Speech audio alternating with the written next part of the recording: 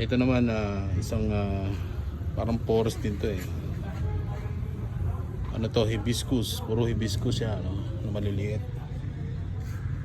Ang galing, ano? Talagang kita mo naman yung twiggings niya. Ganda mag-twigs talaga ng hibiscus. Yan, oh. Grabe. Ganda, ang ganda rin. Puro matatanda na yung ano niya.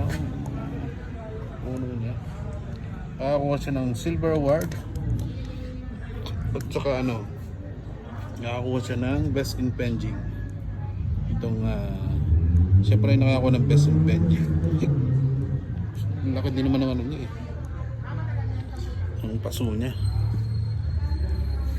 Ang ganda nito. Best in penjing, hibiscus. Kahit saan mo tingnan eh. Ganda.